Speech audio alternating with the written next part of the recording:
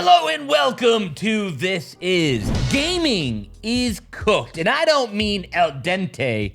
I mean it was out in the sun, and right now it feels like roadkill. We talk a lot about the hardware of games. One of the things I brought up with the PS5 Pro announcement, first thought with this is gaming is in a spot right now that I would say sucks for most people. The real reason we used to get excited for hardware was because, yes, it pushed graphics, it pushed everything like that. The meta in gaming has been so crappy. The only way for companies to make money now is to do some sort of battle pass, microtransaction, skins, everything like that. Immediately disagree with your premise. There are tons of examples of games that are paid that are wonderful. Think about something like Concord. We're going to get back to Concord. It was so popular that they immediately discontinued it. People are going to believe you here. It used to be like, okay, we'd have these great, amazing, graphically demanding games, and PlayStation has been the one who has those games. Uh-oh, I hear the ponies coming now. What? Uncharted, Gran Turismo, Spider-Man. Spider-Man. Like, those are the types of games that we used to get excited for when we'd have a big leap in hardware. Those types of games are becoming less and less and less and less. Having all this power in a PS5 Pro it doesn't matter, because the meta in gaming is to put out some sort of Fortnite clone or like Overwatch clone. But the idea is that it can run on everything. This is like why you have a game like Concord to begin with. Look at like Genshin Impact. Something that can run on an absolute potato. But like it's not gonna take advantage of a PS5 Pro. Are you gonna be gaming on your PS5 Pro? Yes, and all the time. With Fortnite, oh yeah, you'll get some extra frame rates, but you also get those frame rates on a PC. You're just essentially saying that the enshittification of gaming is sort of choking out all the oxygen in the room for the classic first-person, third-person style, single-player experiences that we've all known and loved. And it's sort of hollowed out the middle, right? Where either if you want to make money, you either have to make some kind of live service game and hope that you get really successful, or you have to be someone like Rockstar and spend $1 billion in over a decade building something like GTA 6. Now, there's exceptions. Like Elden Ring obviously is a great example. Well, that's an expensive game, though. That was not cheap to develop, right? But like when you look at like previous generations, the list keeps getting shorter and shorter and shorter. I think that people are starting to get over the skins. I've never been a skin boy. I'm gonna immediately challenge you on this. Yeah. You play some number of free-to-play games. Raid Shadow Legends. I know you're a big fan of Raid Shadow Legends. I haven't played Raid in a while. Okay. But yes, I did. You've spent money on that? I did spend money on that. Right, like there's certainly reasons. But like I wasn't getting skins. Thank you to Bombas for sponsoring today's video. When it comes to the things that you wear every day, like socks, underwear, and t-shirts, quality goes a long way. That's Bombas' philosophy, and you can be extra confident that you're getting premium materials, such as merino wool and extra long staple cotton. Trust me, you will feel the difference. I'm wearing my Bombas socks right now. I am also wearing my Bombas socks right now. Almost a decade in the making, these are some seriously comfy socks. They've got built-in arch support and no annoying toe seams. They're great for running, hiking, dressing up, or even just chilling and playing WoW for 8 consecutive hours like I did. That sounds about right. But these socks aren't just good for you. Did you know that socks, underwear, and t-shirts are the 3 most requested clothing items by homeless shelters? Well, for every item that you purchase from Bombas, their team will donate one as well. Customers like you have enabled Bombas to donate over 100 million items to people in need, and they're not gonna stop there. And you'll love what you order, 100% guaranteed. That means free returns, exchanges, whether you brought the wrong size. Feel good and do good with Bombas, knowing that your purchase is doing some real good in the world. New customers can get 20% off your first purchase. Just go to bombas.com/thisis and use the code THISIS20 at checkout. And thank you again to Bombas for sponsoring this episode of This Is. So like you look at like Concord. Yeah. They spent $200 million on this. The real turning point for that was a legendary skin they showed off, which looked like it was literally just like someone hit like a random button on the color generator. How many times and in how many different games are like, is someone gonna wanna grind out custom skins and stuff like that? Like, can I just make a little bit of an argument though? For live service games, it does democratize gaming to a degree. It is perfectly possible for you to play something like Fortnite without paying $1. Yeah. It's perfectly possible to play a lot of these games without spending money, and it's an optional thing on top of it, right? There's certainly a spectrum of sort of good to bad on like how companies can handle this, right? I will say that the last sort of live service game that I was really into was Clash Royale. And I will say that I was really into it to the point where I was pumping in 10, 15, 20 bucks a month because I really enjoyed it and I wanted to go, I had the battle pass and all that kind of stuff. I do think that there is something to be said for if you are a gamer without an enormous amount amount of disposable income for your World of Warcraft addiction. There are plenty of games you can play for free or very nearly free. And if you enjoy the game and you want to spend a few bucks on a skin, it's fine. I actually think that that's a good thing. Maybe not for the health of gaming overall. Like, I think it's a little bit of a questionable thing, but like, as a gamer who might not have lots of money or even a credit card, right? If it's implemented well, on top of that. I'm gonna be real. I don't have an answer to this. This is me just bringing up the questions. The wage gap of gamers is gotten so wide. The amount of games that, like, yes, it's technically free to play. Yeah. The industry has become, you're too poor to play our game. Is what it's kind of like going towards. So like where I'm gonna kind of like defend World of Warcraft is, sure, I'm perfectly happy paying my monthly subscription because of the amount of new content I get. You can buy stuff in WoW, but it's all cosmetic. So the closest thing they have to pay to win is they introduced WoW tokens. If you want to spend a lot of money and get a lot of in-game gold, you could. This seems like a reasonable... That's what I'm saying. Like I feel like that's a good balance. But like, you're ignoring how much do you pay a month for WoW. Well, you're spending as much as like almost like Xbox Game Pass subscription. My thought on live service stuff. If you're a gamer with disposable income, you got your RTX 4090 and your full Razer Chroma setup, then spending 70 bucks on a game here, 20 bucks on a cosmetic there, it's like not that big of a deal, right? If you're Matt Ancini over here, spending your big bucks on WoW Gold, have fun. But what I think about is much more so for a gamer who wants to get into something for more affordable prices, right? You know, what I think about these live service games, to me, it almost feels like that's replacing the used market in some ways. I remember when I was nothing but a wee little lad. For the record, you're still a wee little lad. You're okay, well, older. I was even weirder. I remember going to my GameStop or my game store, whatever the case was, and trying to spend 20 bucks to buy a game or two or maybe even 3 games, and that was going to keep me freaking busy for a month, 2 months, or whatever the case was. Or saving up $40 and buying XD Gale of Darkness for the GameCube. I just think that it was like a different sort of world. And now it's like used games are clearly on the way out. When's the last time you've been to a Best Buy, like in person in a Best Buy? It might be actually a year. So, like, if I'm being honest. I remember I was at a Best Buy like 6 months ago, and they had like 7 Xbox games on the shelf. There's gonna be an affordable way for gamers to game. And hopefully that affordable way is not just a fucking shitload of ads. I don't know the answer because the whole industry is moved to target for whales. Every company's like, we gotta make more money, we gotta make more money, we gotta make more money. It's an unsustainable model.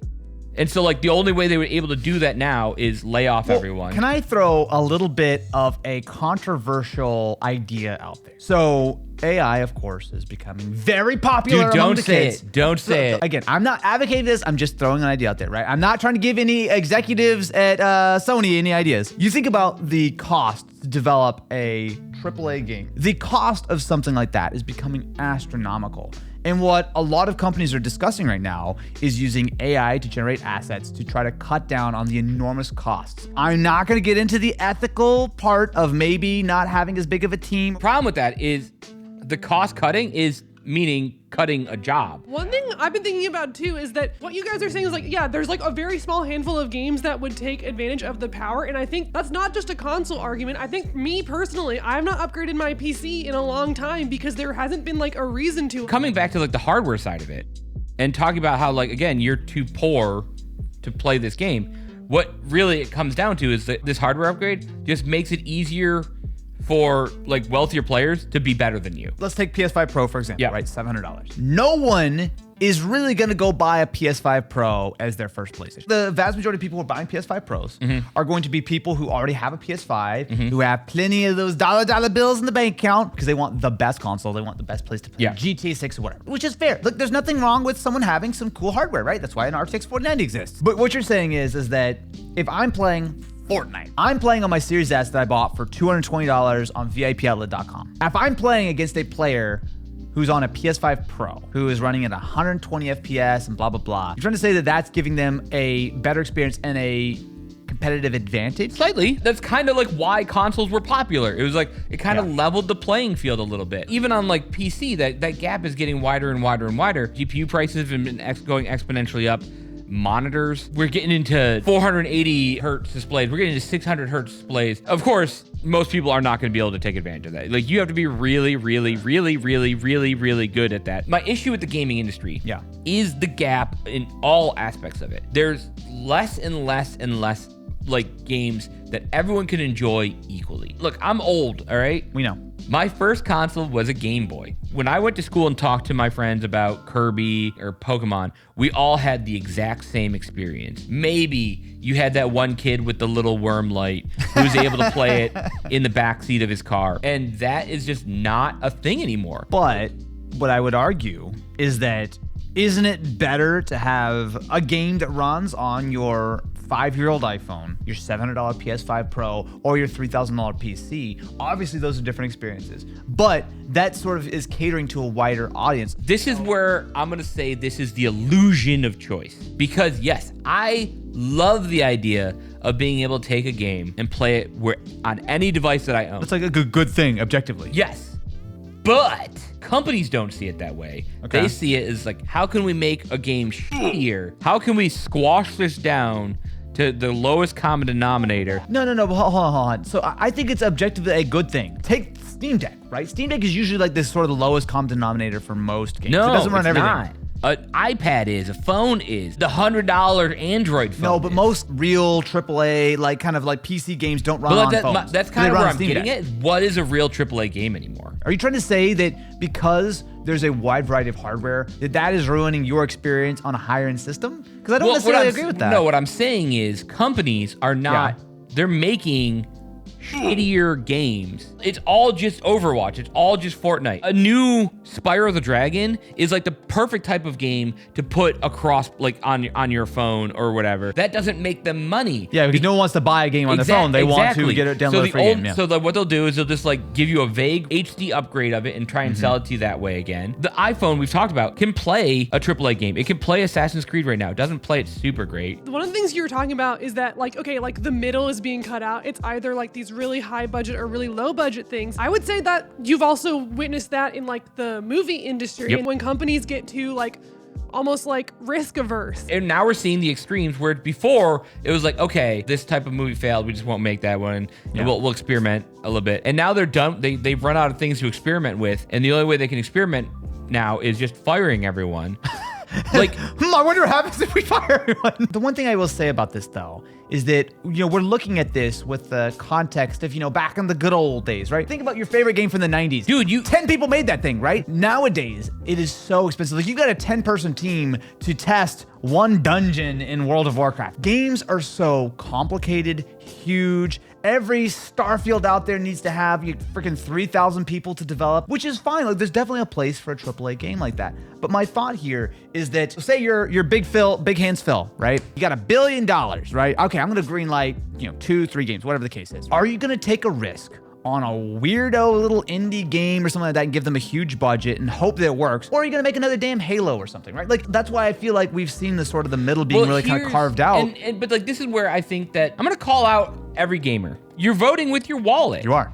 And so everyone's like, I hate this, and I'll microdose myself some skins, and I'll be like, hey, I'm just gonna get a couple of them. But like, statistically, if you buy one, you're more likely to buy a ton more. First hit's free, baby. And like, if people truly hate it the way they say they hate it, stop buying the stuff. Well, it's a vocal minority, right? Most gamers are just gonna like, oh, I'm gonna go play this new thing or whatever. Right. If you stop buying Madden every year. But hang on. You can't blame people for that. People are gonna play what they want to play, right? Companies, by extension, are gonna make what people are gonna play. If Hello Games can take No Man's Sky and continue to update that with expansion level updates constantly for free, my point is, if they can do this, this means other companies can do this.